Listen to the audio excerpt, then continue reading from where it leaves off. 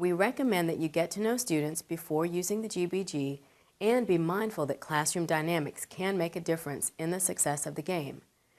I think if I was telling other teachers, giving suggestions on where it might work best, I would probably start off in small groups.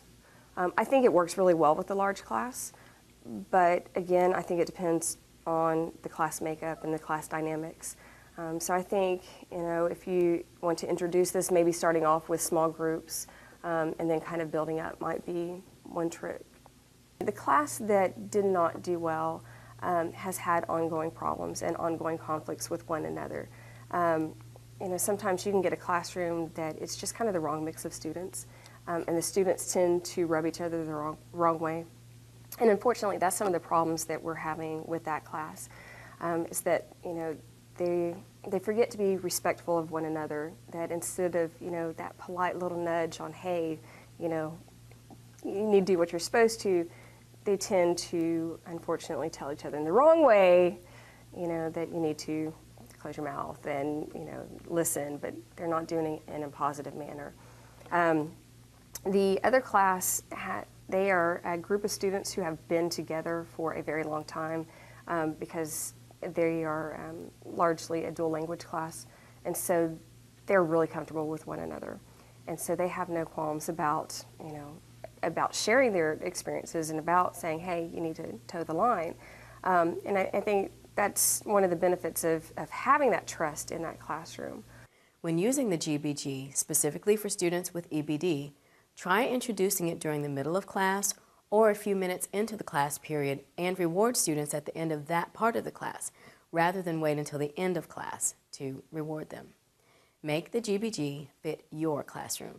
I would say, talking to other teachers who are trying to implement this, to make it fit for your classroom. That it's not a cookie cutter mold, that every classroom is different, every group of students is different. And just like it didn't work the same way for all of my classes, you have to adjust it to meet the needs of your own students. And the great thing about something like this is you can adjust it even as you're going. If you see that something's not working, then you can stop and change gears and say, okay, this isn't working, let's have a goal of 5 minutes. Let's see if we can do this for 5 minutes. Let's see if we can do this for 10 minutes.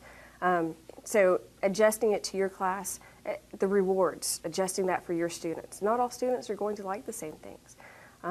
So survey your students, see what it is that they are interested in. Get ideas from them because they have great ideas. You can even make adjustments as you're implementing it.